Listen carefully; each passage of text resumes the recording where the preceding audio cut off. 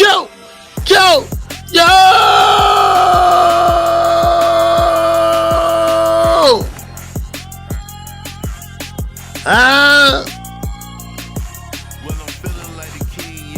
What's up? What's up? How's y'all feeling today, man?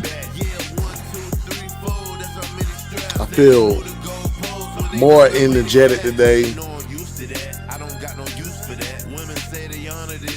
My Panthers won today. It's just a good day, man.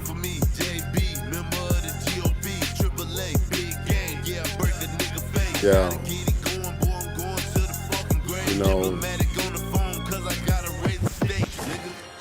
you already know what's going down today, folks.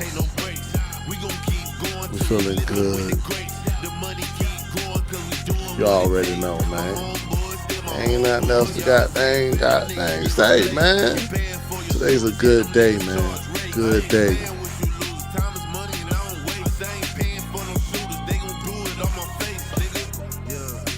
Yeah. You know how it is, man. It's another week. New episode. I'm solo dolo today. You know how it is, man. The ship can't stop. But other than that, man, prayers out to everyone. Because, you know, I've been going back to church, you know, trying to get more connected with God. And the sermon today was like going through dark clouds. You know, bad days. Because that's what life is. Life ain't just about good times. Life ain't just about things going your way. There's going to be some times you're going to have to go through adversity. It's going to be some times when everything don't even go your way. You lose $1. Your tire pop. You know, those are everyday adversities that everyone had to go through. But does it mean I quit? Does it mean you quit? Nah, we can't quit. But it's human for anyone to sit there and be like, God, why am I going through this? It's human. That ain't nothing bad. We all experience that point in time when you just look like, God, why am I going through this? But just know, God put you through anything that you can handle. He have to test you. He have to test your faith. Because we're not weak. None of us is weak. So the things we go through, all this rain, hurricanes, hey, just know it's going to be a bright day for you. It's going to be a bright day for anyone. But we got to get through this weather. We got to get through bad times. That's the only way we, us as people, can know that we strong. I don't care who you is. I don't care if you wasn't even born with 2 hands. I done seen a guy have 1 hand get drafted in the NFL. It doesn't matter who you is, but we gotta go through the ups and the downs. Shoot, and even the side to side. We gotta go through that. My bad, folks, man. I ain't meant to get all serious with you today, man. It's just been, you know, that's what happens when you feel good, man. You get real emotional because you feel like it's a marathon. And you realize it's more than a race. And then when you hit that finish line, it's just you get a breath of fresh air and you're looking like, yo, I went through all that. But you know how it is, man. You already know. It's First Game Podcast. Season 3. Episode 26. We've been doing this for a long time. We've been going, nonstop. I know with some days they'd be like, yo, dang, some of these guys don't come on because we live life. We have, we have things going on. I'm not about to sit here and make it seem like we can just do it every day. This is about the journey. The journey always gonna have some turbulence. You got to go through it. But I'm glad anybody who's listening, who's watching, I'm very grateful, man. But times like this, you do gotta tell yourself that you just can't be moved by anything that goes on in the world. You gotta tell yourself that yo, I have goals and aspirations that I put out, that I set up. Just because my president do this don't mean I have to do that. That's how it be. I'm not gonna sit here and say be moved by everything what you see. Nah, you can just look at it, take the information in, and keep moving. Don't stop. But by me saying that, we might as well get into it, man. Yes. The government is on shutdown right now, folks. Yes, the government is on shutdown right now. As of October 5th, 2025, it has been a shutdown. The Congress has failed to pass a funding bill in the fiscal ending year on September 30th. This day of the 5th day of the shutdown, marking it the 5th longest in the U.S. history. When you look at that, you say, "Why? Like, what might go down? What else gonna go down with this?" Hey, it's gonna be a lot of stuff to go down. It might be. This was really going down. Federal workers, they're gonna go out with no pay. Some of these entitlement programs, such as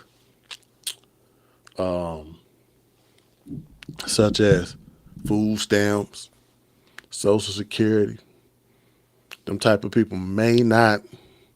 I ain't gonna say everyone because everybody get their checks on a different day, but some of these people may not get their food stamps. Some of these people may not get their Social Security check depending on those Social Security numbers. Because I know with food stamps, they go by the end of your last Social Security number. So some people get it early. Some people probably didn't get past the date. Who knows? But this is also a big one too. Hey, because there might be some more layoffs coming down. Some people say that Trump is out of his, power to do that. But he's really in his power while we in a whole bunch of debt. We in debt right now. So when you hear about this shutdown, that's the next thing they got to do. Because at the end of the day, the executive branch got the power. Yeah, the Congress can say, "Oh, we're gonna stop the government because we don't want certain things to go down," which I will get into it. But at the end of the day, the executive branch, hey, you know what that means when the government shut down? That means money stopped flowing. And when money stopped flowing, that's what I gotta do. I gotta cut some people to bring down the cost. The potential mass layoff has been threatened by the White House, which estimates 1.2 billion cost in back pay has already occurred. And these broader effects include delay of small business administration loans, halted food safety inspections. Like, I'm not no fan of the shutdown. Some people be looking like, yo, like, what does the shutdown do? I mean, the shutdown is basically like how, let's say if you run the business. I ain't talking about Chick-fil-A. It's the reason why Chick-fil-A make their money, but let's say Chick-fil-A, let's say if Sundays was affecting Chick-fil-A. Let's say Sunday was a busy day for everyone. It might be.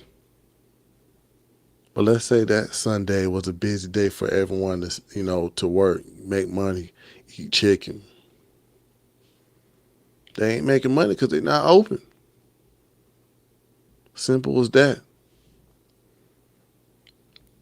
But one thing what's going down is this is the thing that's going down. We got to look into why it shut down. We got to look and see why this happened. And from the information that I pulled up, that I researched, once again, the Democrats are the ones who shutting down the government.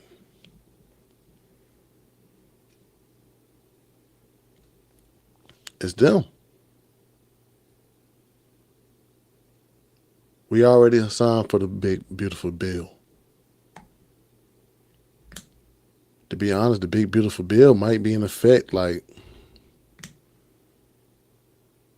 probably, I think it was October 1st. It would have been in effect. But we were trying to, but it's always a time that when the government have certain bills that's about to go in effect, it's like a refresher. This was a refresher to let everyone know this is about to go down.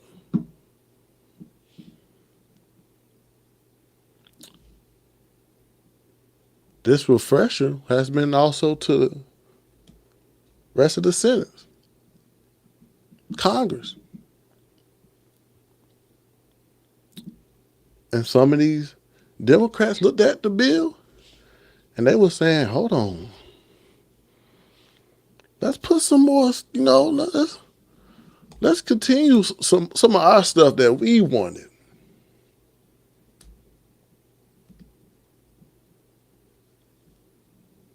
You got to think about it. It's like, what are the stuff these people wanted?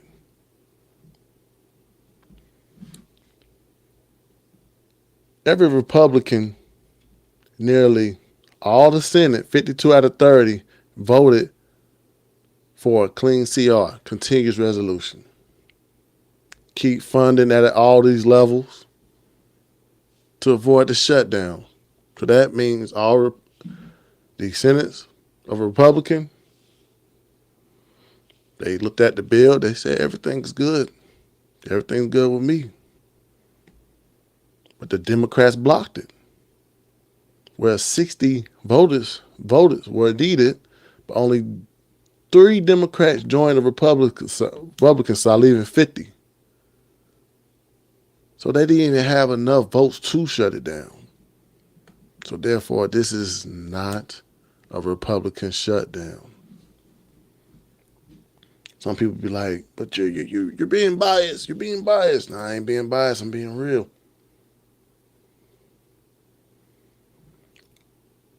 We got to see, because first of all,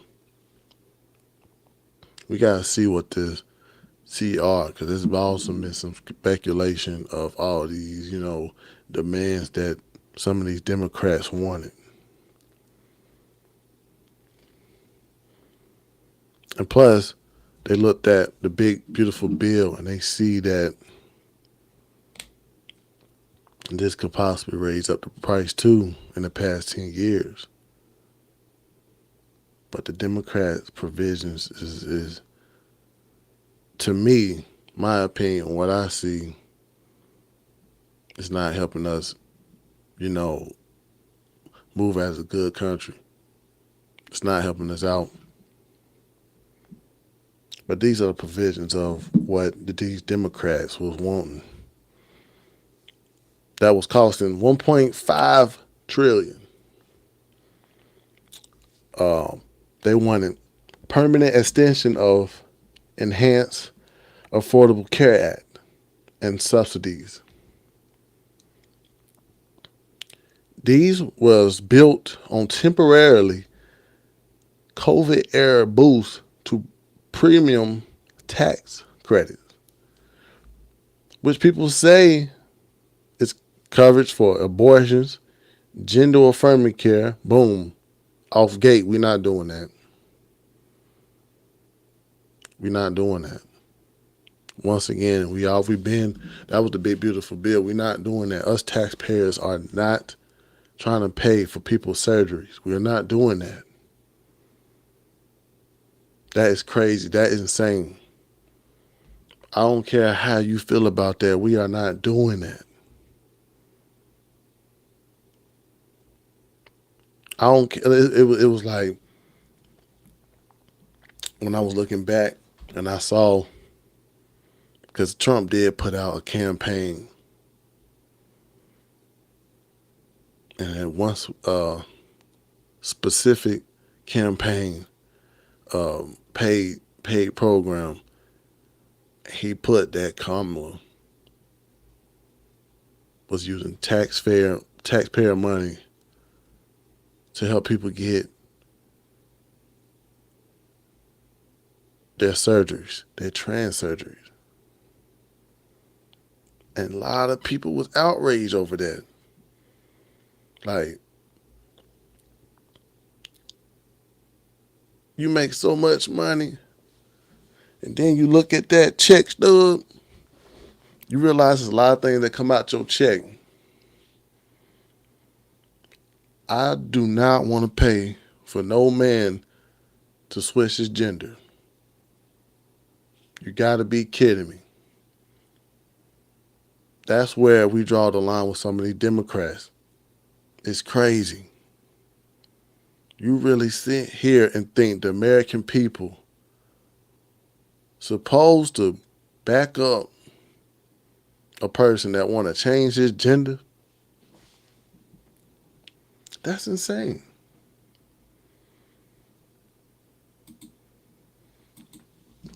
I mean, it's not like I'm on some.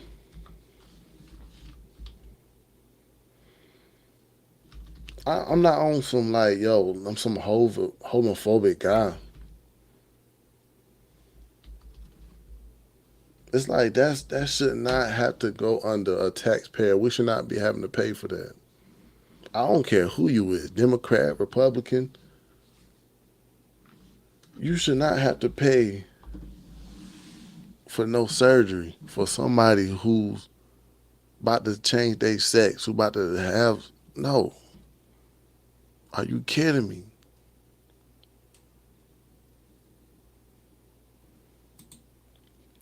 You gotta think about it, bro. I'm not paying for that. I don't care how much it costs. Let's look at it. I mean, it's a vaginoplasty. That ranges up to 20,000 to 30,000.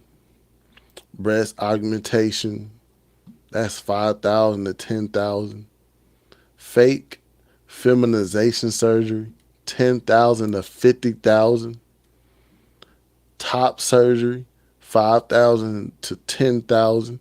Bottom surgery, that can cost up to 25,000 to 24,000 to 25,000. Are you kidding me? No. We're not paying for that. That should not go under the taxpayer. You can do what you want to do as an adult. You can do what you want to do as a male. Go ahead, bro. Go do it. But me as a taxpayer, I should not be the one responsible for you to castrate yourself and put on a costume. If that's how you feel, that's how you feel. I can't do that.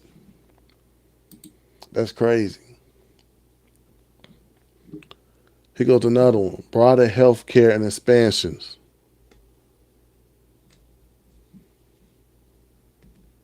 It said this includes medical funding cuts from earlier Republican tax reforms and potential eligible expansions. And this was also a problem to Republicans because at the end of the day, like, you got to think about it, bro. You can say RIP to CK, but this was he was saying about, what some of these Democrats was doing with the Civil Rights Act. They was using the Civil Rights Act to basically use that to have transgenders to play sports. They was kind of putting that in discrimination. They was trying to use that discrimination. Once again, you got the Democrats that are trying to hide behind the people as they shield. You see how it said restoring Medicaid funding cuts. I had a big, talk with some of my family members about this, and they didn't like the fact that some of these people are if you well and you can get it, if you well and if you're not sick, you should have to put in a requirement. That's the funding cuts they were talking about. People gonna have to start putting in requirements to get certain things. But I had a talk with one of my family members, and they was feeling like there's a lot of people in these group homes that feel like their Medicare, I think Medicaid, are going to get cut. But if you also look at the Big Beautiful Bill, they were saying that people who are exempted, who have diseases, all you gotta do, all you gotta do is tell them that you got diabetes. Boom, you exempt from it. But they were just saying people who they're gonna have to show that they need the Medicare. That's all it is. But this $1 trillion expansions of Medicaid, these Democrats, now it's allegedly. I'm not. It's allegedly because you can't nowadays. You can't just point at people and say, "Oh, they the ones who did it." It's okay. It's allegedly. They were saying that these people, Democrats, was trying to expand this Medicaid to legal immigrants again. They were trying to keep that on the bill.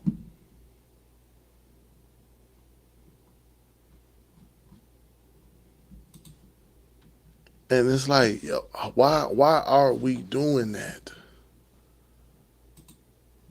Why are we doing that again?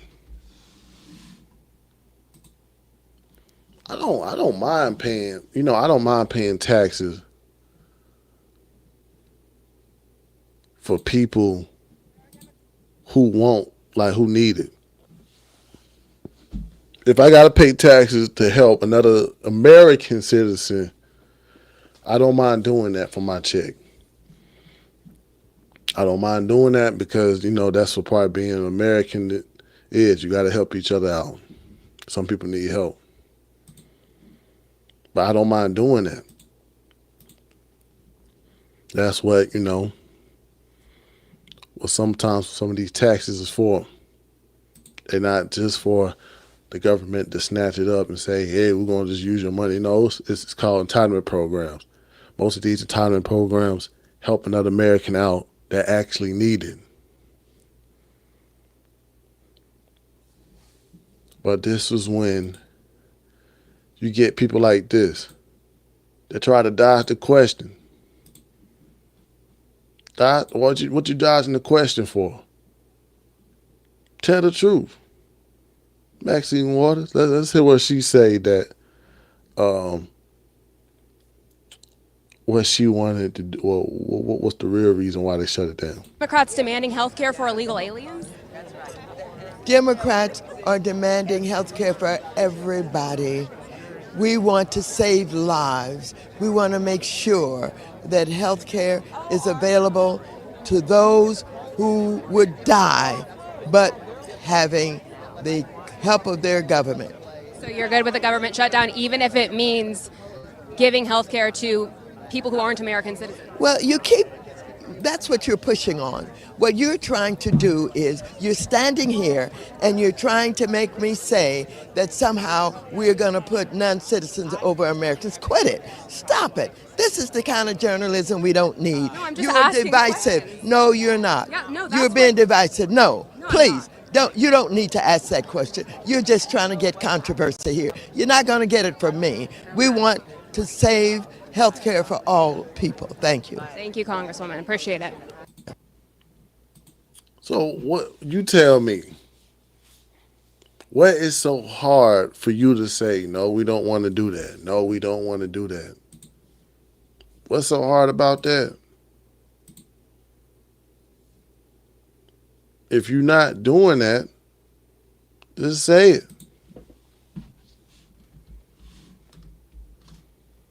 Like, I don't get the fact that all people got to say is no. We're not doing that. We're not trying to give illegal health care to immigrants. We don't want to do that.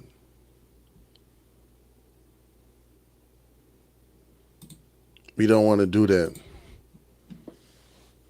But it's just the fact that if you hear the question and you're trying to get me with a gotcha. No. When people ask you a question, that's what's so wrong with like people nowadays. They just think that every question is a gotcha question. That's how some of these Democrats are doing nowadays. They feel like there's a lot of gotcha questions out here. When you go and ask a Democrat, what is a girl? What does that mean? What do you mean by that? What is a girl? What is a woman? That's not a gotcha question. Just answer it. That's not, no, I'm trying to get you. No. But that's when you realize that these people are getting themselves and they trying not to look bad. Y'all are doing this to yourselves. You are getting yourselves. What is so hard to explain that you're not doing that? But we got receipts of all these people wanting this. We got all these receipts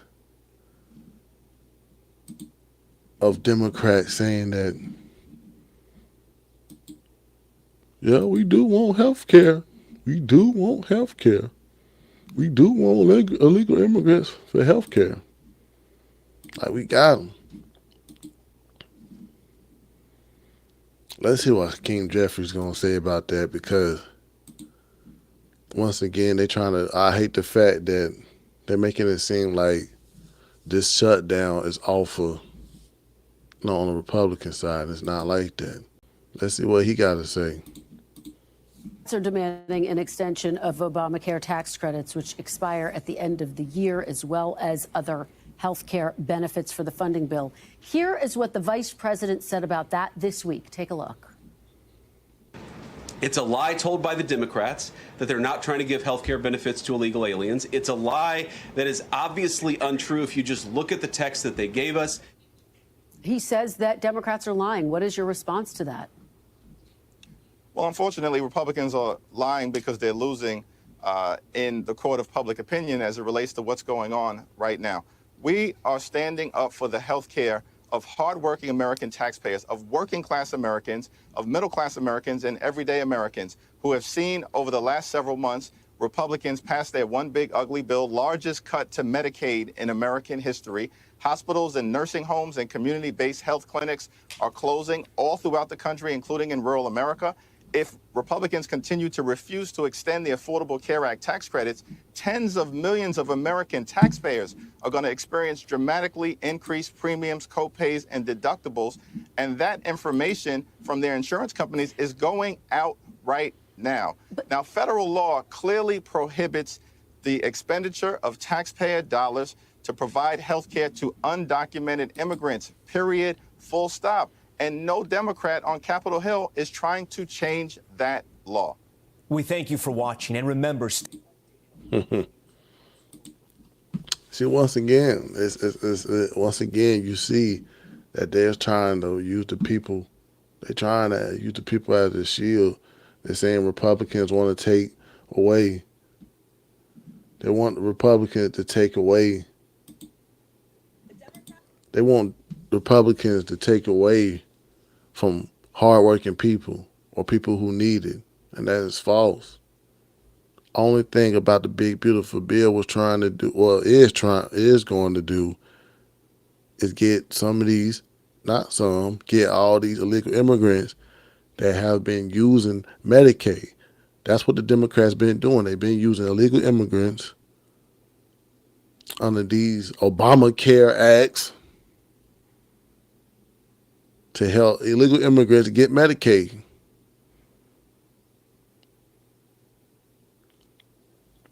They're trying to get the money back in the hospitals.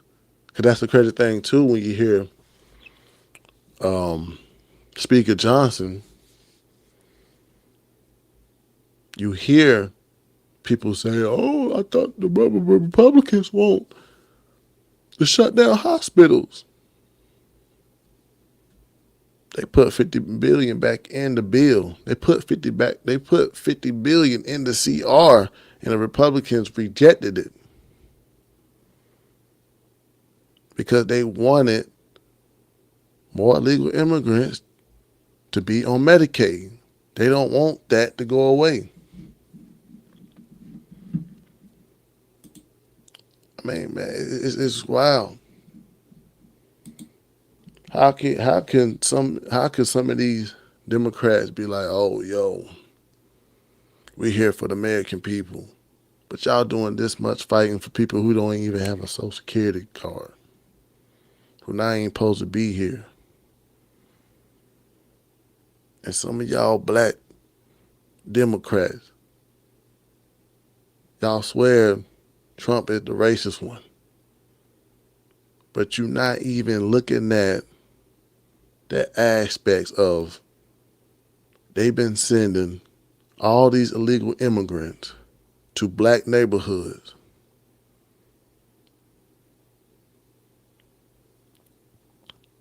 Yes. Put the legal immigrants in black neighborhoods. Oh, y'all don't remember when they sent a whole busload of immigrants in a rich, white, liberal neighborhood? You know what they did? They packed them up and sent them off. And that's the real part that some of y'all not realizing what these Democrats do. They try to make you feel like that you're not smart enough to understand the problem. Let us think for you.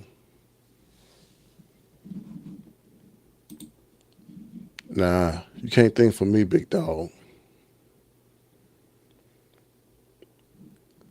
Let's go on from, like, let's go on the other ones. Like, let's go on the other, like, crazy, they wanted to keep, it's like 50 billion plus. 50 billion plus. 50 million plus. Let's go on to 50 million plus of things they was trying to keep on the CR. Restoring funds to public media like NPR and PBS. Reversing the cuts to global LGBT initiatives. Mandates security funds. Yeah. They were trying to give back money to PBS that's already leaning left, that's already got Sesame Street and Grouch coming and saying that he's non-binary. Yes, they want to keep that going.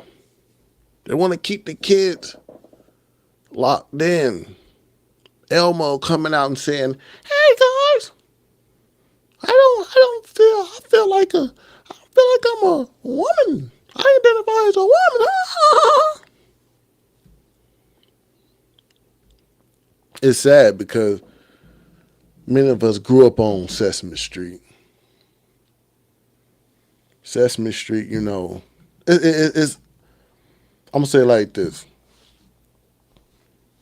A lot of us 80 babies has grew up on a lot of these liberal or woke companies. PBS. I remember my dad, it's crazy though. I remember my dad, he had a problem with Teletubbies. I used to watch that thing every day, man. I used to watch Teletubbies, never look deep into it. It was just a kid show. But my dad, he used to have a problem with Teletubbies. And he also noticed the tall purple one. These are supposed to be kids. These supposed to be a kid show. These supposed to be, this supposed to be rated G. But the big tall purple one come out.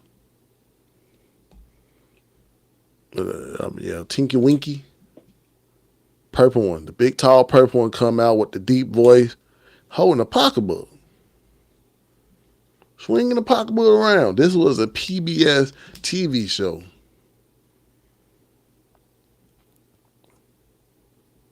You can got things say, hey, maybe the tall purple one was this or that. Regardless of what it was, it should not have been shown to kids. Kids should not have that knowledge of question of sexuality.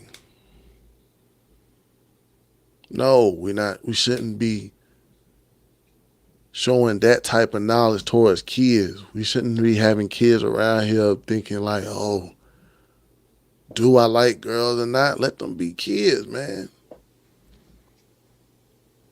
But you got PBS, public broadcasting station that's supposed to be free, by the way. You got an antenna. You can go on PBS and turn it on. These are one of these stations that's under the FCC. You should be able to watch it. It's a local channel. But they was putting that into the kids. No. These kids should not have that type of ideology. And let's go hear Robert Kennedy had to say more about what the Democrats wanted. Because this go under the global LGBT plus community initiatives. And he had something to say about it too. Let's hear what he had to say about it. And they're signing up for the Obamacare subsidies. That's called cheating. Our bill would put an end to that. And it would save about $140 billion on 10 years. The socialist wing of the Democratic Party and Congresswoman Ocasio-Cortez want us to reverse that. The second thing we did in our health care reforms in the One Big Beautiful Bill is to say you've got to stop lying when you apply for Medicaid. Under President Obama, we had virtually no eligibility checks. People could walk in and the Medicaid folks would say, how much do you make a year? And they could say $30,000 a year. And they'd say, okay, you qualify. Now, I trust people. I've said it before on this floor. I play cards with my friends all the time. They're friends. I cut the cards anyway. We have found, for example, just in Louisiana, we did a statistical sample of the people on Medicaid in Louisiana. Our auditors found 1,600 people on Medicaid making $100,000 a year or more. That's cheating. So our bill put an end to that. Congresswoman Ocasio-Cortez and the socialist wing of the Democratic Party want us to put it back. They want to let people cheat. What else are the socialists asking for in this $1.5 trillion? Well, they're saying we don't want people who can work to work. We put a provision in our bill that the Congresswoman and the socialist wing of her party want us to take out that says, look, if you're between the ages of 19 and 64 and you're able-bodied, we're not talking about a mother with a sick child in her arms, you're able-bodied, you're perfectly healthy, and you don't have any dependent kids at home, then if you qualify based on income, we'll give you Medicaid, but you have to work. You have to work 20 hours a week or go to school 20 hours a week or do community service 20 hours a week. Because the free enterprise system, jobs, have done more to lift people out of poverty than all the social programs put together. That's what's called a work requirement. What's wrong with that? Those who can't work should work. Our welfare programs were meant to be bridges, not parking lots. Congresswoman Ocasio-Cortez and the socialist wing of her party want us to reverse all of that. What else do they want us to do? Well, they're upset at us over the Affordable Care Act. And let me tell you what all this is about with the Affordable Care Act. Under Obamacare, if you are a low-income American, you're entitled to Medicaid. If you are a middle-income American, you have a job, then chances are you get insurance through your employer. Most people do. But if you're in the middle, you make a little more money than the poverty level, but you can't get insurance through your employer, we provide what's called the Obamacare exchanges. So when we talk about the Obamacare subsidies, that's what we're talking about. It's about 24 million people. And it was meant for lower income people. Up until 2019, it was all for low income people. And then in 2019, without any Republican votes, President Obama said, look, we're in a pandemic. We're going to raise the limit. We're going to say there are no income limits on Obamacare paid for by the taxpayer. We've got 24 million people on Obamacare.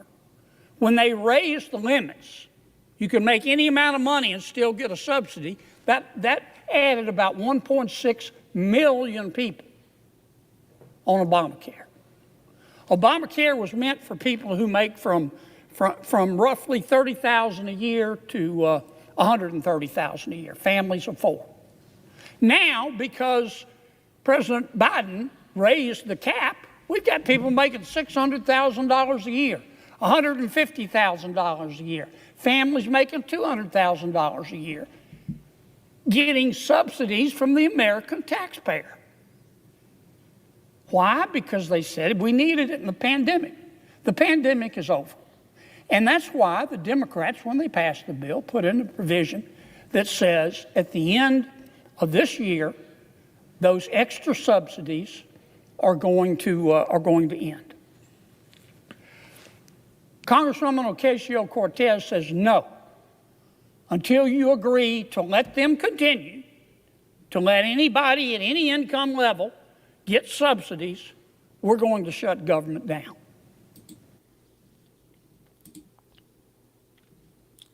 It's just more like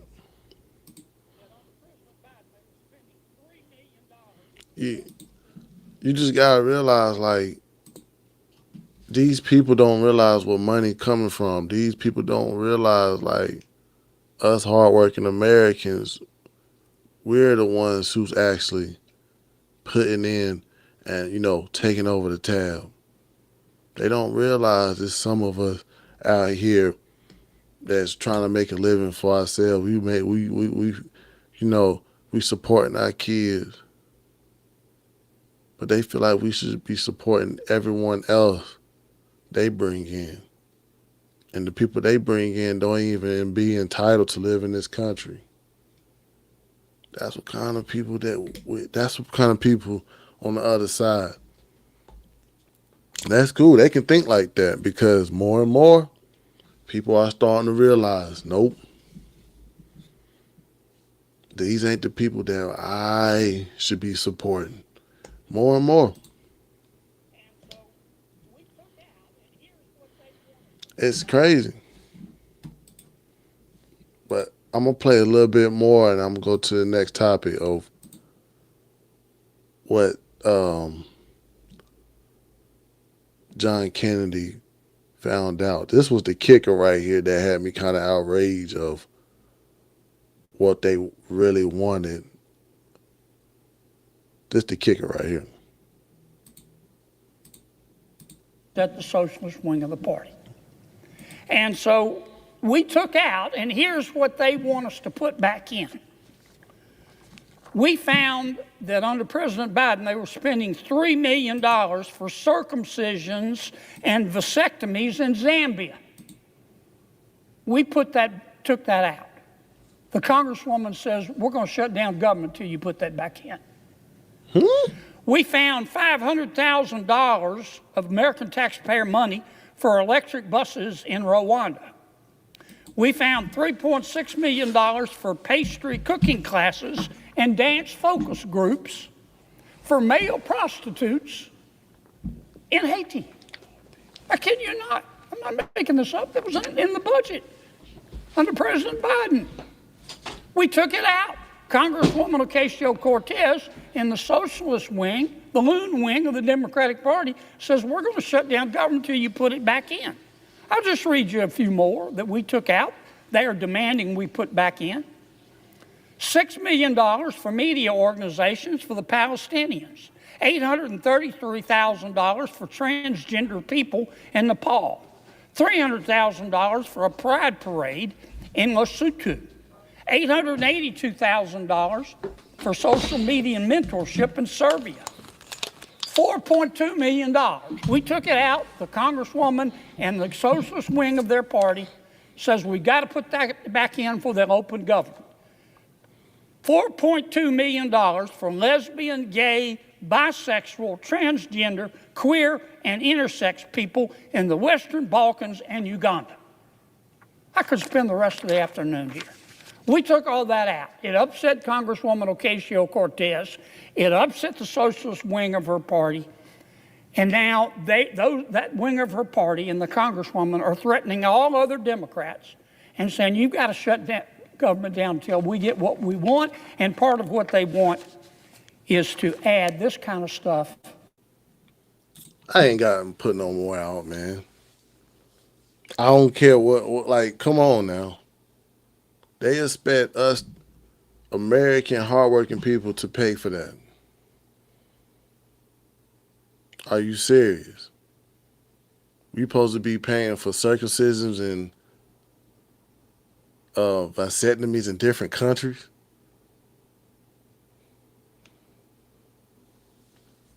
I'm glad we got Republicans that have a right mind. Put that out the bill. We're not putting that in. I'm glad we got a president that actually see that and say, no, just can't go on for longer.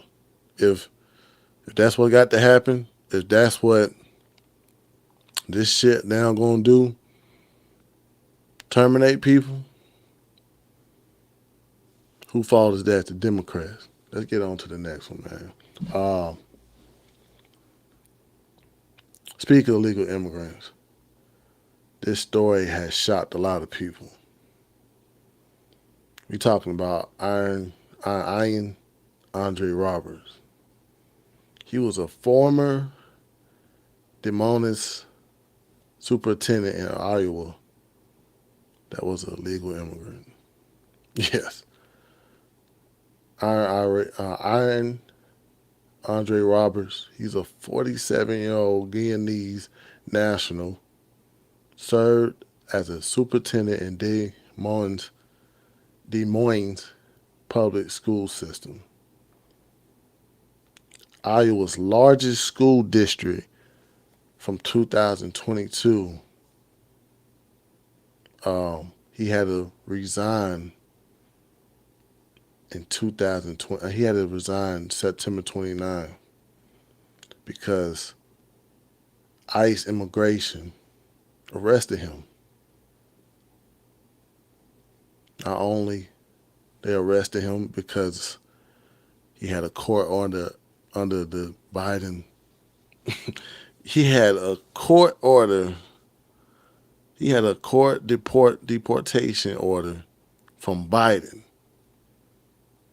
to leave. But he ended up still as a superintendent. They found a loaded handgun, a hunting knife, approximately $3,000 in cash.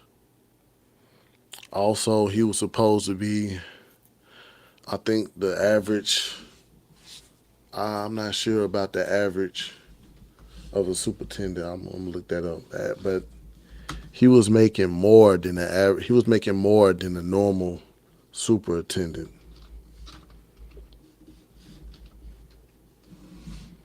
He was making more than a superintendent. Big bucks. I'm talking about $300,000. He was making $300,000. I'm trying to look up to see how much that is. And you like, it's crazy. Because you gotta realize, like Trump said it. Trump said out his mouth, there are some, and he's also a registered Democrat. What that tells you, Trump wasn't lying about some of these illegal immigrants are voting. Even though they don't have history of him voting, he is a registered Democrat.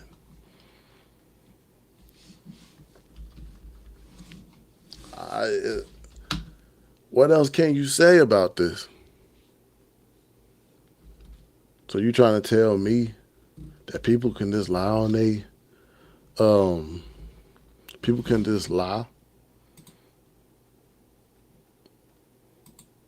People can lie nowadays on their resume. Anybody can be a superintendent nowadays. That's what you telling me? I want to know because shoot, if that's supposed to be a job that no American, well, not one American wanted, shoot, it must not pay that good if not one American or not American didn't want it. That's why I hate that some of these people try to say that. Some of these people try to put that out. Okay. The average, I'm just going to pull it up for you. I'll look at it.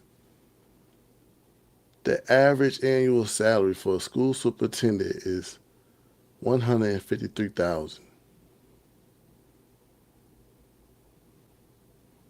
Yes.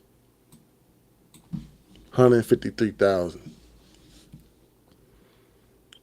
And that's what it's like speculation too with some of these, you know, Democrats, that some of these people are making well outside of their salary.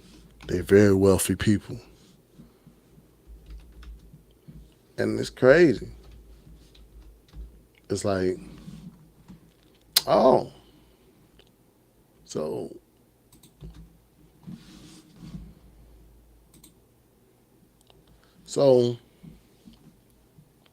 you see here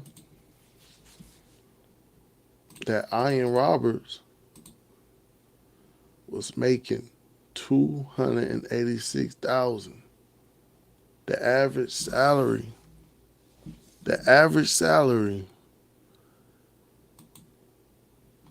is 153,000 for a superintendent. He was making 286,000. Who knows why he was getting extra money? He probably was doing a great damn job.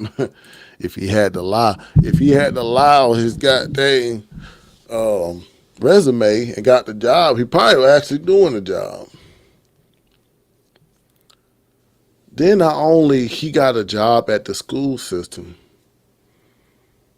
this man had criminal records. I don't care who you is. Certain jobs you're not going to get. If you got a criminal record, you should not have a job in the school system. I don't care who you is.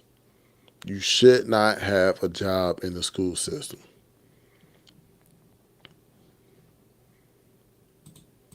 But they got a criminal history on this guy. So you trying to tell me that they couldn't see it? They couldn't look it up? They couldn't look? Like, you trying to tell me the people who did his background check couldn't see this? In 1998, arrested in Maryland for assault and battery. In 2000, convicted of second-degree assault in Maryland. 2015, charged with illegal possession with a firearm and ammunition in Maryland. How in the fuck, excuse my French, I'm trying to be more Christian. How did he possess a firearm and ammunition as a legal immigrant? 2018, he was arrested for drug trafficking and possession in Maryland. 2020, weapons possession in Maryland.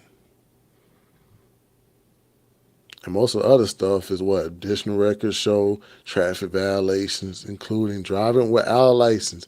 He was described in some reports as a trained, commissioned military officer.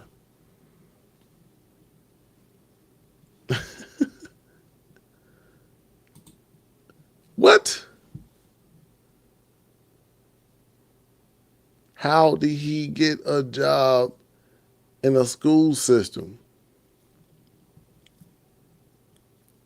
He was hired by DMPS in 2022.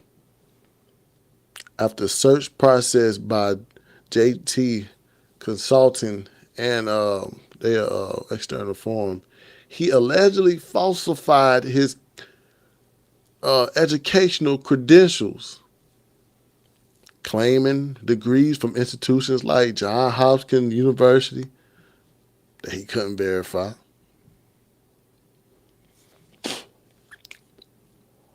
The school district conducted background checks and they couldn't find nothing. This company didn't find nothing. I don't believe that. You're not about to tell me this man applied for, this is a very prestige job. This ain't no, say it like this ain't no job that you can just go and apply to. This ain't no job that they're not going to worry about what school you went to.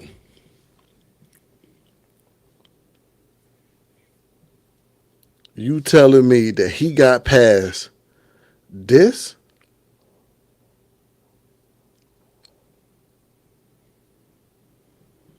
But that's good though, because DMPS, their board chair, Jackie Norris, made a statement. See, that's one thing about some of these people. Sometimes what they do, they see they see this news hit the national headlines. Now we got to separate ourselves from what happened. And let's hear what she say about this. To take legal action against JG Consulting, which led the 2023 search and the hiring of Ian Roberts. The firm failed its duty to properly vet candidates. Ian Roberts should have never been presented as a finalist. And if we knew what we knew now, he would never have been hired.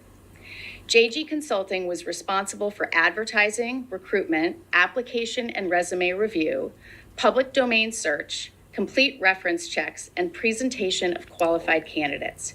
It also said it would conduct comprehensive reference calls on each applicant to include the verification of all related employment experiences. JG Consulting stated it would work with a third party to complete a comprehensive criminal, credit, and background check.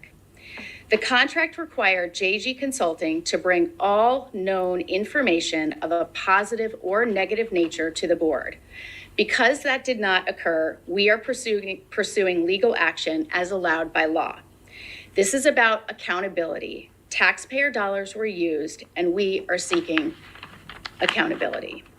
Our district now moves forward, focused on what matters most, our students.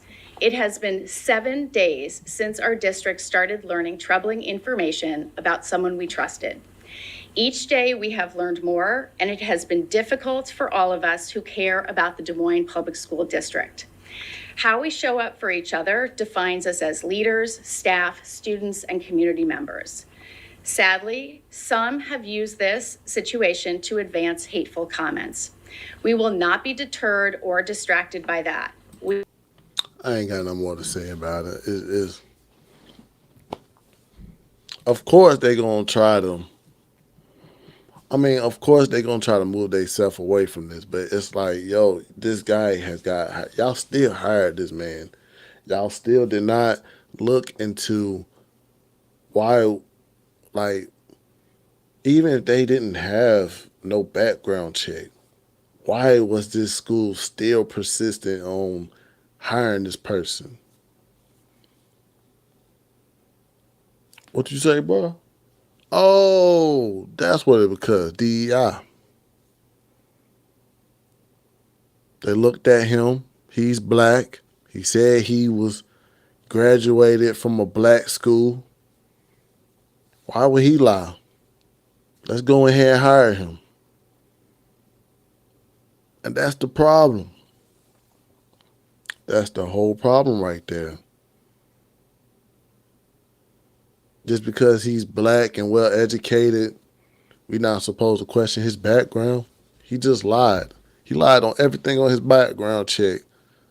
He even lied about him being a citizen. I don't even know what social security number he put on his application. But they didn't do too much.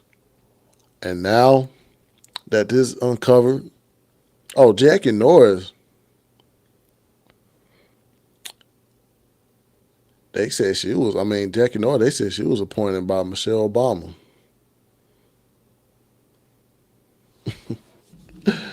It's crazy, man. You can't make this stuff up.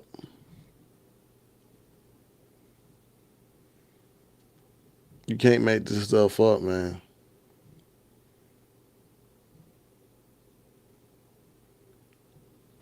It's just, but this is the problem right here. This is the problem right here. This is the whole problem. DEI has gotten so bad that there are illegal immigrants that's superintendents.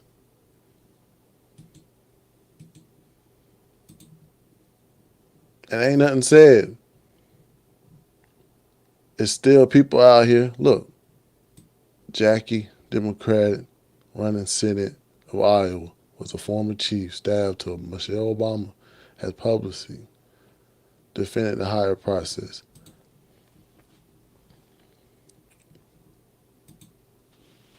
Now she trying to say, oh no, it was the people that did the hiring, that did background check. It's them.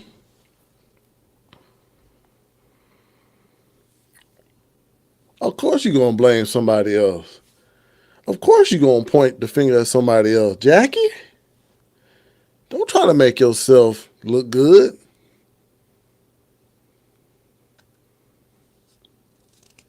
You just like that secretary, dang, what's her name?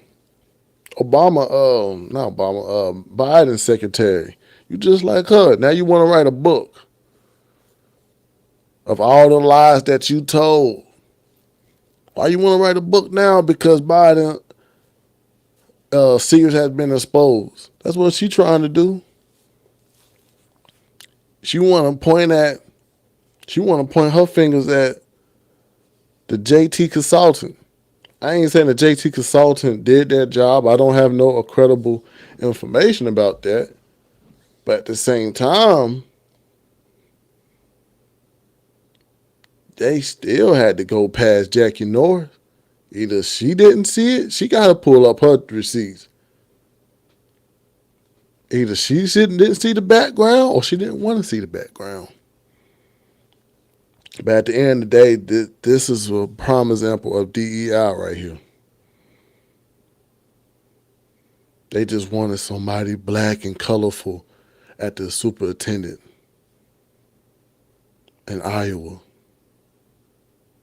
Yeah. Because Iowa is predominantly white. But, you know, these DEI specialists say, hey, I think Des County, I think they need some color at superintendent. I don't really got too much to say about it. But it's a failed system. It's a failed system. It's a failed system. Because it's like, it did sound good. It did sound good. We're going to just hire someone off their skin color. If there's not enough black people at that position, we should add more black people. Then we're not going to look at the standards. Then we're not going to see if this person can actually do it.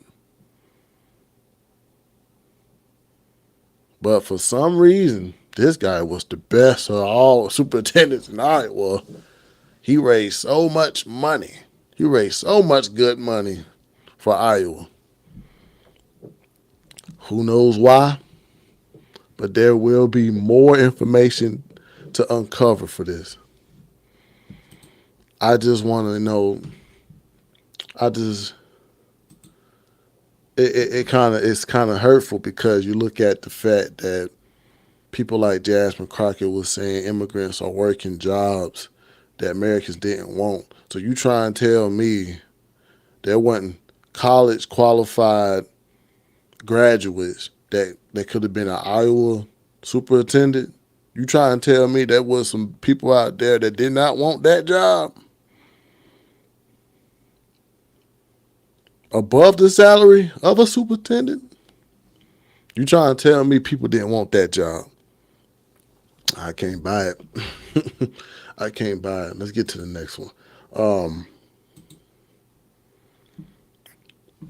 I think like episodes back, we covered the news of KYREN LACY. He was an LSU football player.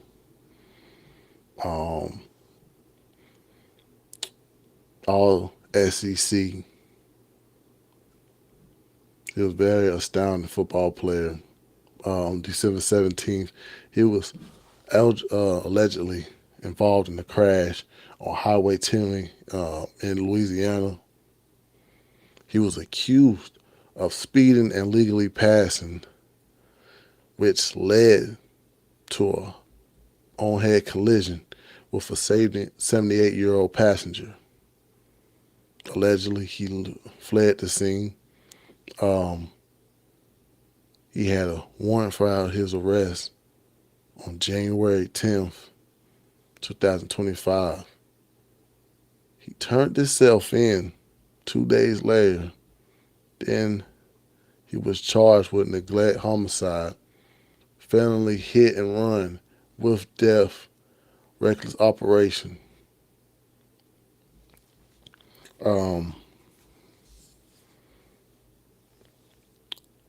He also was around in April in Houston, Texas. He was also on a run with the cops because of this sort of crime.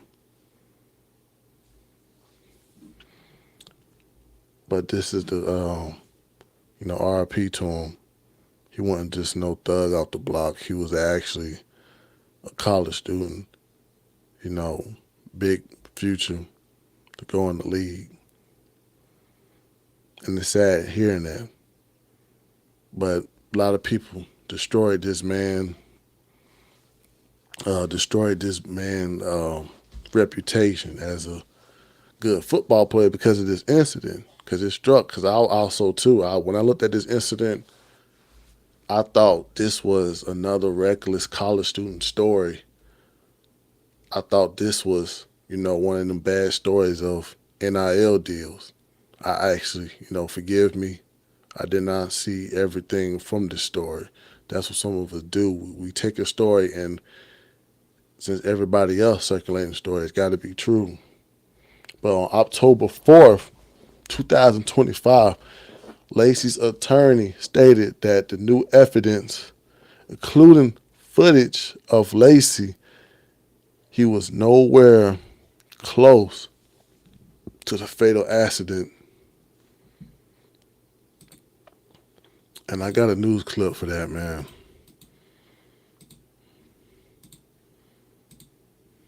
Here you go, guys. That's right. So KYREN LACY's attorney says that he looked at every piece of evidence, including surveillance video, body cam footage, and the investigative report by the Lafourche Parish District Attorney's Office. During that interview shared with us by Homa TV, the attorney says reports between the District Attorney's Office and State Police do not add up. During a recent interview on Homa TV, former LSU football star KYREN LACY's attorney, Matt Ory, says data and surveillance video shows LACY was more than 70 yards away from a collision on State Highway 20 in Lafourche Parish that killed 78-year-old Herman Hall in December of 2024. At the time of impact, he's 72.6 yards behind the vehicles at the time of impact. Following that wreck, LACY was accused of being at fault for the crash and turned himself in to state police in January on counts of negligent homicide, felony hit and run, and reckless operation of a vehicle. At the time of his arrest, Louisiana State Police stated that LACY, who was driving a green Dodge Charger, illegally passed multiple vehicles, causing a vehicle traveling in the opposite direction to avoid LACY by swerving and crashing head-on into the vehicle that Herman Hall was a passenger in. Ory says LACY was too far away to have any effect on the crash. KYREN LACY did, in fact, pass 4 cars. There's no disputing that. Further north, KYREN LACY passed 4 cars. However, he was back in his lane of travel, 92.3 yards. Back in his lane, behind Mr. Hall.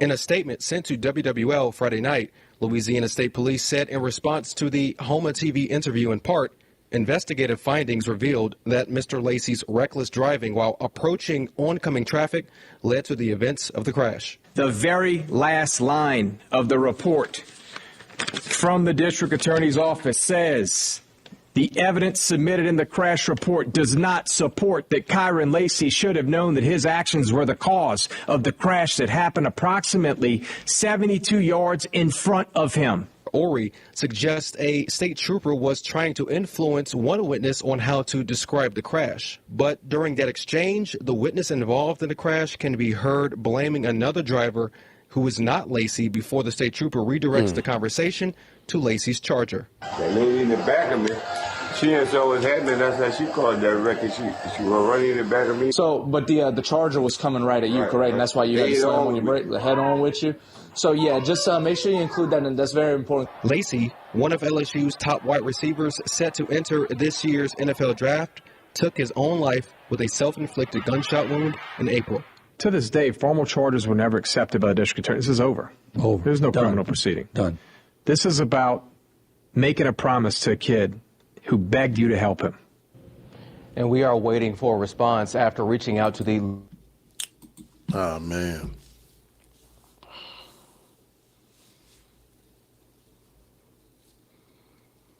It's like, dang, man. It brought... That's messed up. It's actually sad that happened, man, because we hear about YNs, young people that's dedicated to gang violence. And then you hear about this story where this young man was completely innocent. You got footage of a state trooper trying to pin this on KYREN LACY. And you look at that and you realize, like, yo, why ain't no protest for this? I hate the selective outrage. I hate that because it's like it messed me up at the fact because you hear all these people out here that want to say RP to this person, RP to that person. But when it don't fit a narrative that you don't want to hear about, you don't want to say nothing about it. Why it ain't nobody out here that's outraged for this young man?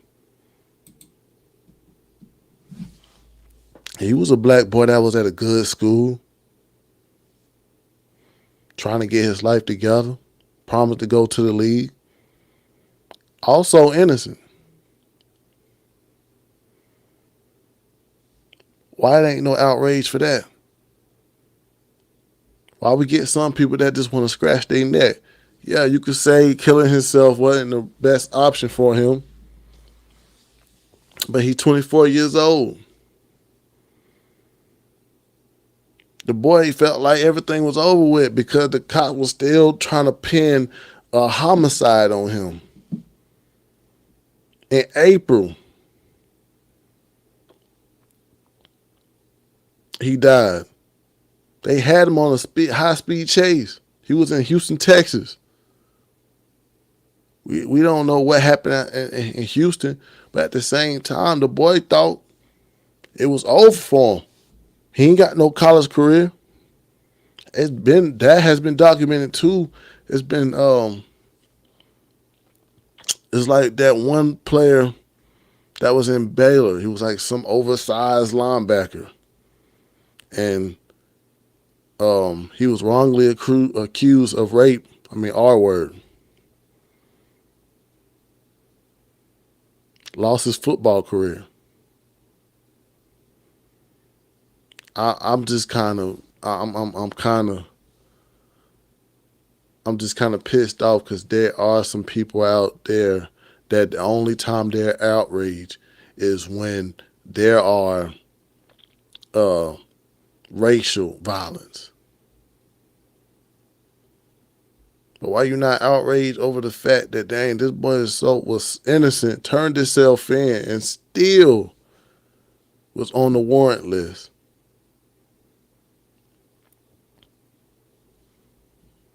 Or because you felt like he was good because he went to LSU? I don't like. I do get tired of selective outrage because there's people out here that, there's people out here that, that look at Trey Reed incident and think it's a racial incident.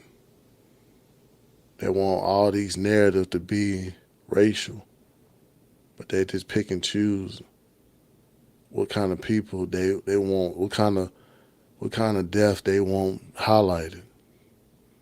This shit, excuse me, this is something that should have been talked about.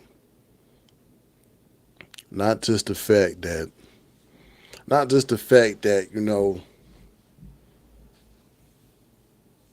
of him being a black boy, just the fact that he was wrongly accused, did everything in his will to show that he was not the suspect.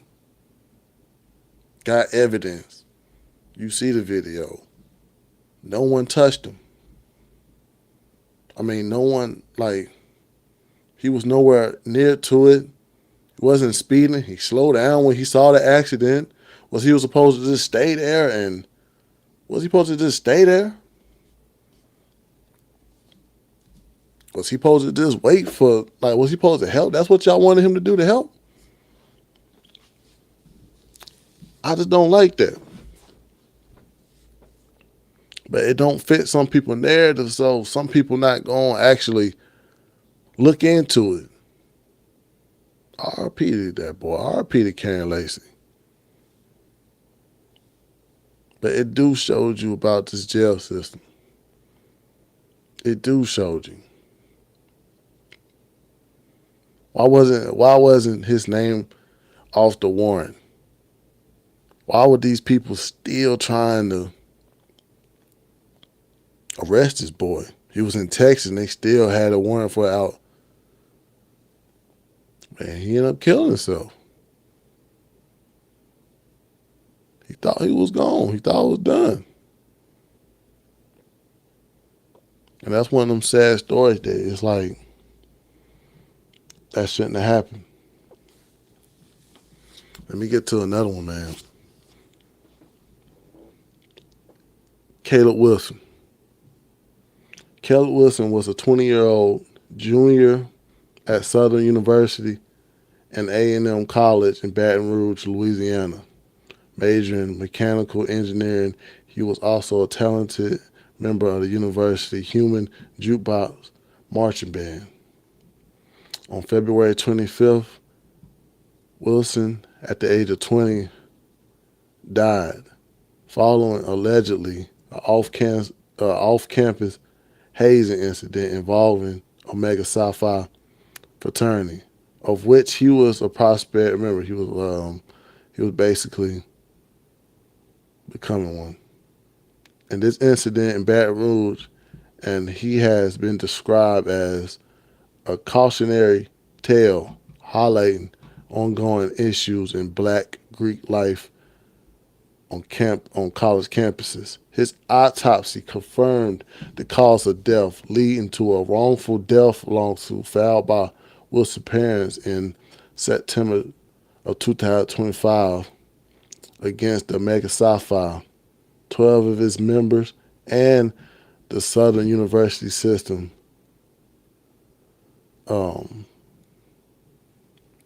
The suit alleges neglect and seeks justice and accountability, including claims involving 2 university employees.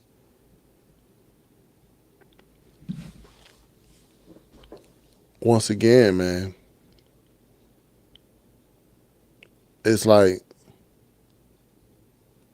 that's sad. That's sad, man. And you gotta think about there's always you gotta think about what's going on at these schools, what's going on at some of these, I'm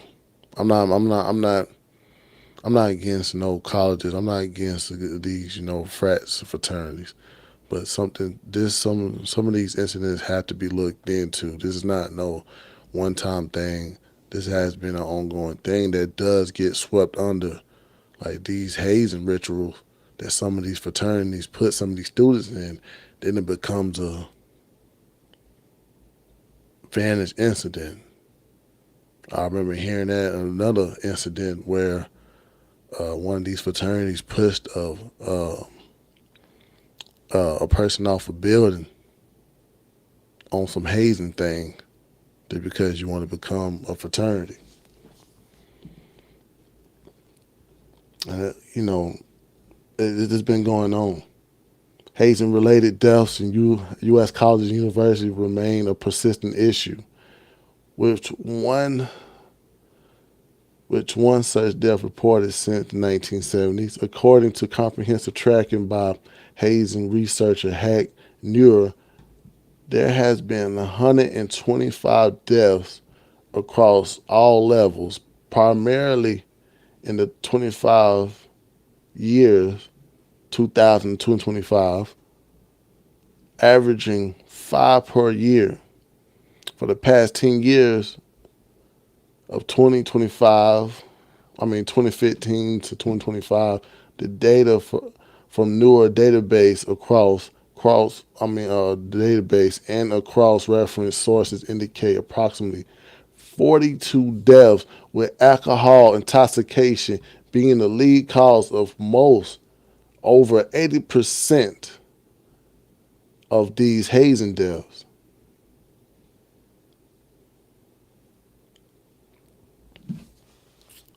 I used to be a college student myself, man. I ain't gonna lie. If I would have actually put more time in college, I probably would have been, I probably would have joined too. I'm not mad at the people who joined. I'm not, but it's just that you do have to put this out. You gotta highlight this. What is going on at these fraternities? What they have to really do. That's why it's like, are these people rituals? Are these people, getting sacrificed? Is that something that a person actually got to do? They got to give their life just to be in these fraternities or sororities? I'm not saying that the sorority fraternity, I salute you if you did that. That's an extraordinary thing. But you still have to look at these incidents. It's not good. But, that's one thing that goes down in college nowadays, that, some of these deaths don't get highlighted because there's so much, fun things that go in college. I'm not saying that your education is bad. I'm not against none of that. I just want to bring that to a highlight to anyone, because there's also younger people every day that's going to college. Some people have a different experience. Some people have a good experience. Me, I just want to bring that up because I don't want nobody to think that these sort of incidents are getting swept under the rug. Because, we have to look into this. It might be one day this can be like a sort of a regulation for some of these students to join, or a provision, so we won't have no more like this. But I don't want to put it out. I don't want to make it seem like it's bad to do this. I'm sure that's probably a fun thing. I know a lot of people who have done it. I'm not pointing fingers. But one thing I do is kind of heated at some of the selective outrage of a death. Just like with the Trey Reed thing. When Charlie Kirk got assassinated, Trey Reed was a black student that was found hanged. But then people also looked at the Trey Reed incident as a retaliation towards Charlie Kirk. Now, there are speculations that it could be, there are speculations that this incident can be under the faulty play. But the cops already said that there was nothing foul play about it. But you got people like Colin Kaepernick that want to say, no, I don't think so. I have heard that the autopsy that he did found foul play, skull fracture. I just hate, it's going to be more details about Trey Reed. But it's just the fact that people are willing to go out their way for a narrative of racial violence. That's why I'm pissed off about. Because if you was truly mad about that boy dying, why ain't you trying to help? Why ain't you trying to help this family that just lost a boy?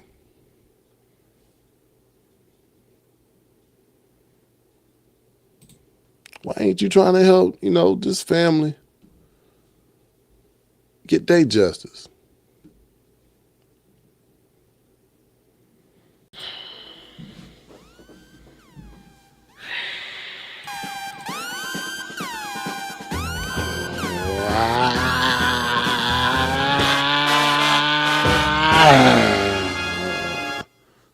I'm getting tired of y'all grifting people.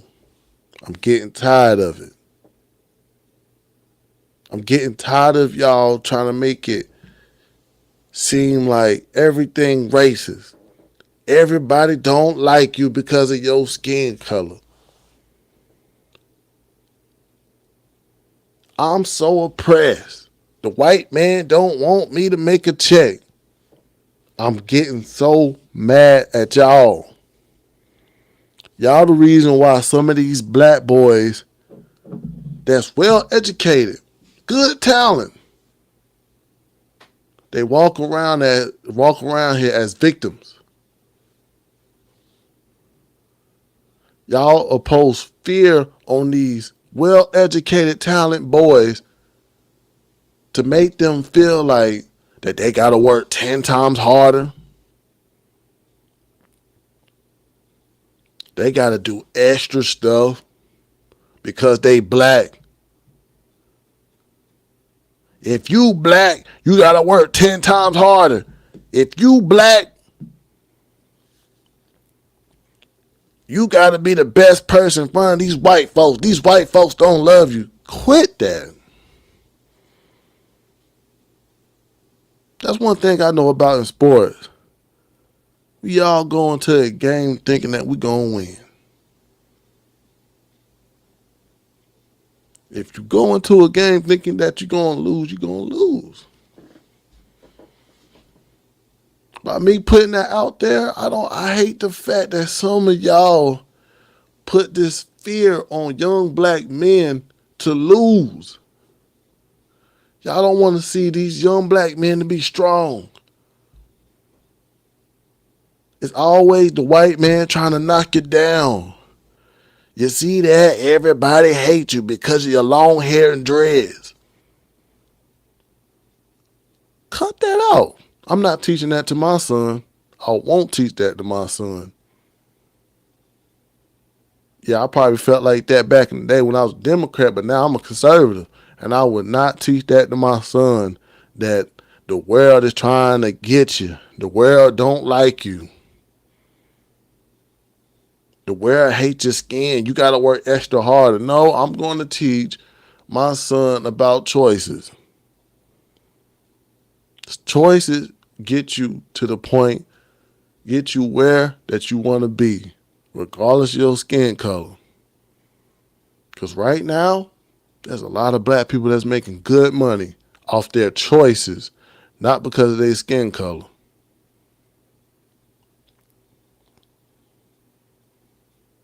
I don't want victimhood on my son. I don't want victimhood on your son either, or your black son. Because that's got to stop. You looking for an excuse to be weak. Then when you get to the point that you're around well-educated folks, you looking at them like you can't relate to them because you're not their skin color. Stop that. We got to get out of that. Because at the end of the day, we all have our problems regardless of our skin color. Race is a social structure. It's constructed off the mind. How I look at it, what person said, we ain't got no color, we all different shades of wheat. And I just get tired of that, seeing that. So therefore, man, I'm just mad at you people out there that want to make black men weak, want other black men to automatically blame racism on why they poor, on why they ain't got money, on the system. I hate y'all type of people. And hate is a strong word. I hate y'all type of people because y'all supposed to be the ones that supposed to build the strong men, make them strong, not make them victims, make them superior. You don't have to be superior over a different race, but you could just be superior in mental strength. Where are some of y'all people that's like that? Because at the end of the day,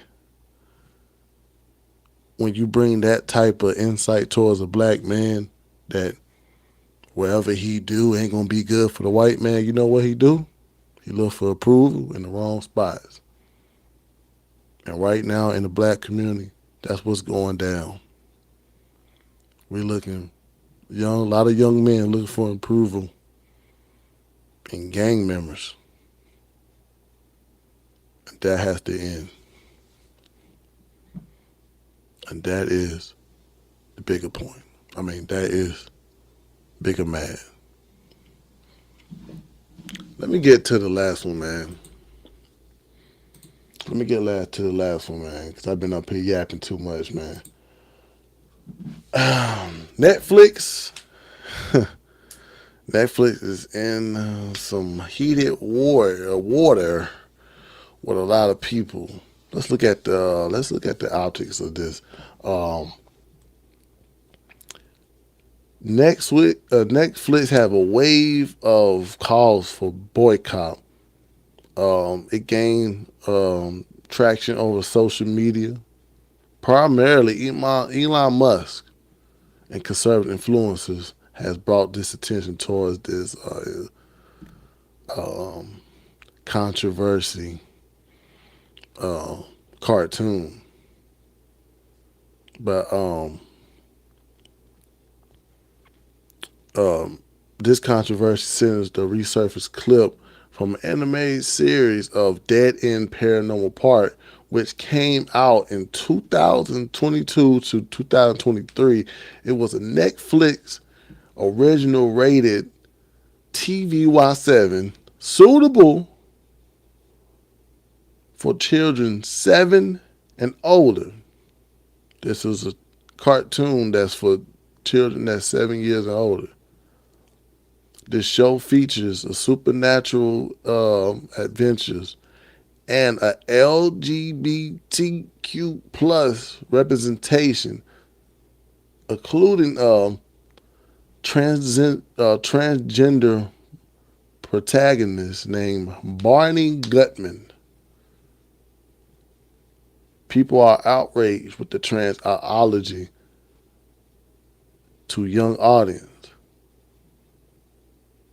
They labeling it as inappropriate grooming. Some people, might say it's, some people support it.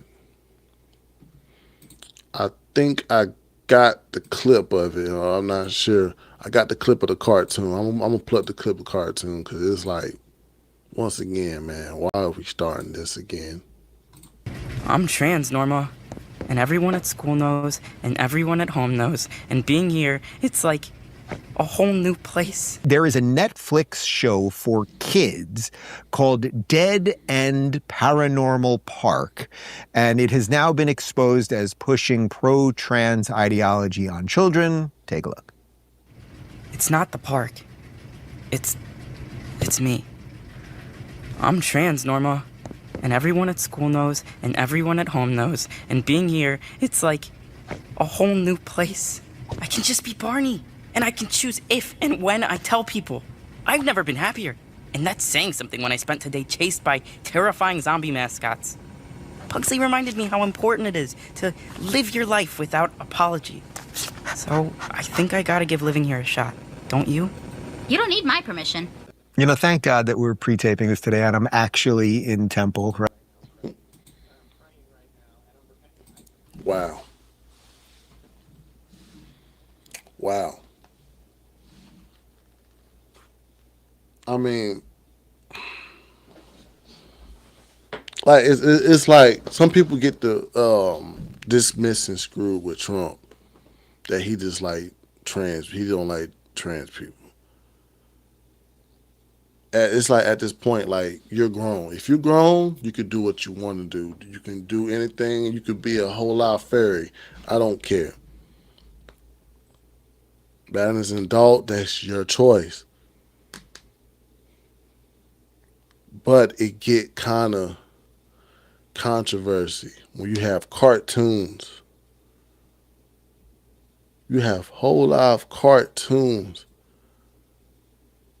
that's suitable for young boys at 7 years old and up, probably 7 years old and down. They're watching these cartoons of a person saying that, oh, I'm so happy to switch. I'm so happy to switch my gender. This made me absolutely happy. Why does we have to do that? Why do we have to do that? Why do we have to put this ideology on children?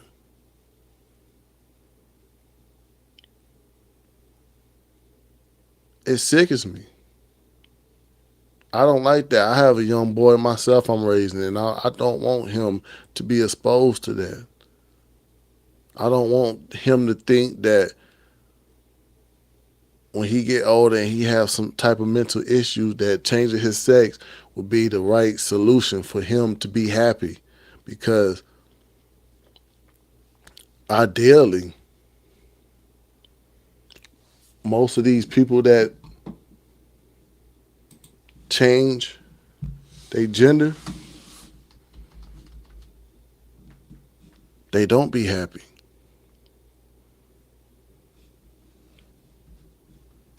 They don't. They feel more sadness. They don't feel happy. They feel like they made a mistake because once you make that type of surgery, you can't go back.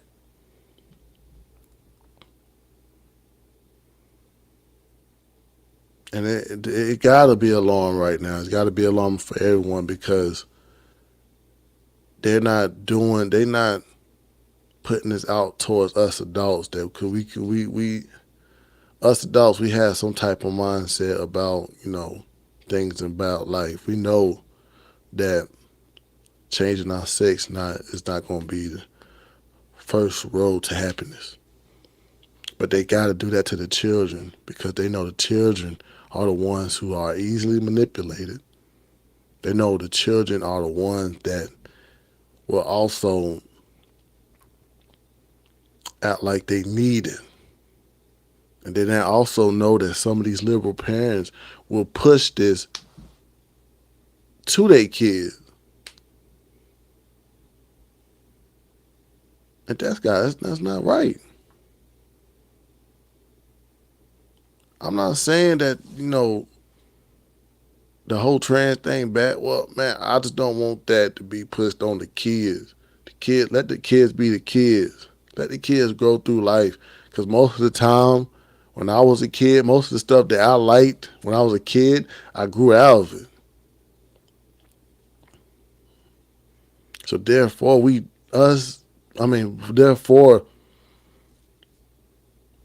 when you were little and you just became in this earth, you don't know. You don't know what's going to ultimately make you happy. So it's like at the same time, that's why they are pushing this toward the kids, because they know the kids be the ones that are looking for happiness if they mentally suppress. Mental health is a lot, man. But destroying yourself, also making it seem like God making a mistake, because eventually that's what it means. They trying to denounce God. It's the reason why we all boys, some of us girls. So it's the reason why some of us men and some of us women. I don't want to go out my way to reverse that. I'm happy who I am. I ain't saying me being a man is the easiest thing in the world, but I'm happy to be me. And that's what we should be preaching to these kids. Not as if, oh, if you change your sex, you're going to be a lot better. You don't. It don't make you happy.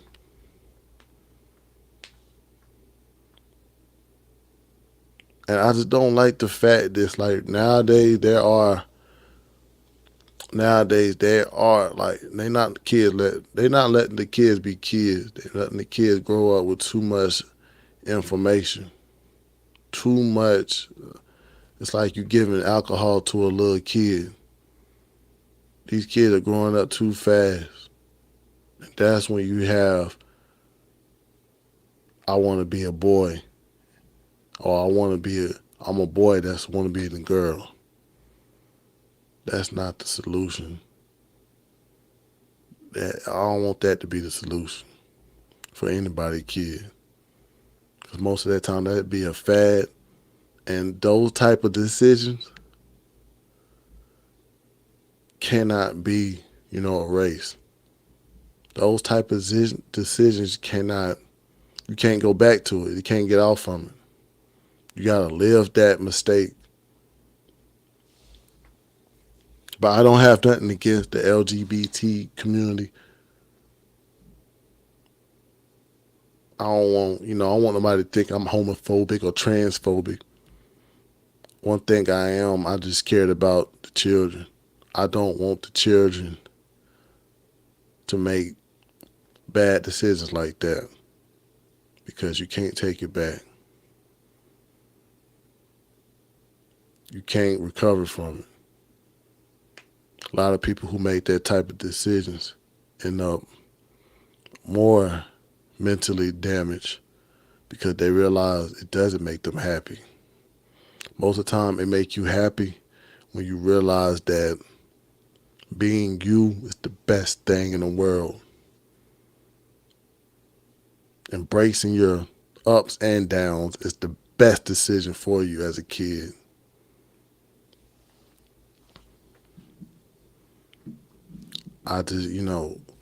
We live in an evil world nowadays. We live in a very evil world nowadays because they're not attacking us adults that have real consent. They are attacking our children. They are attacking the ones. They're attacking the ones that's coming up. And we us adults gotta be the ones that step in and help these kids.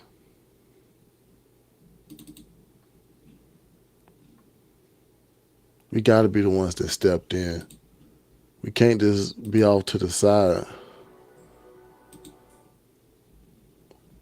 We can't just be off to the side and not say something. Us parents, we gotta be the ones that say, son, you becoming the girl is not going to be the happiness that you're searching for. You going through this adversity and getting closer to God is going to be the answer.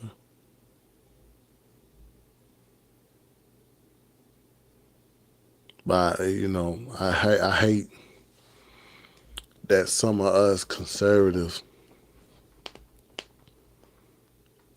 I hate the fact that some of us conservatives come off as, you know, very strict and stern people, and it come off as hate. No, we just look at these decisions and the way how this country is also built under God. We built it under religion. And also religion also is the, you know, way to clear your mind from a lot of things in this world that move you. By me saying that, I just don't want anyone to feel like that if you're searching for happiness, you can search it through drugs. You can search it through more sexual encounters. No, the only way you can make your mind good and healthy is by through God.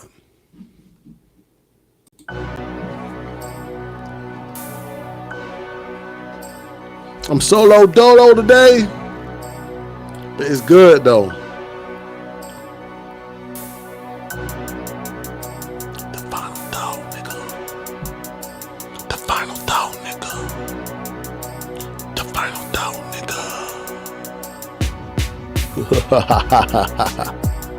You already know, man. My final thought is, man, first, Democrats stop lying. Second, we need more people. We need reasonable Democrats. We need Democrats that are here for the people and that also respect democracy. Because at this point, they don't respect democracy. They feel like they can bully their win. They feel like they've been spoiled so many years of winning that they're going to get their way. So we need people that respect democracy. At the end of the day, man, it was a good one. I'm gonna see y'all guys next week, man. Well, I hope you enjoy it, man.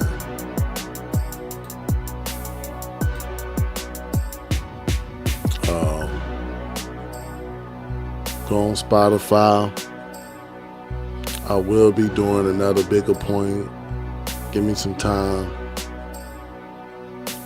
It's been good, folks. See you next week.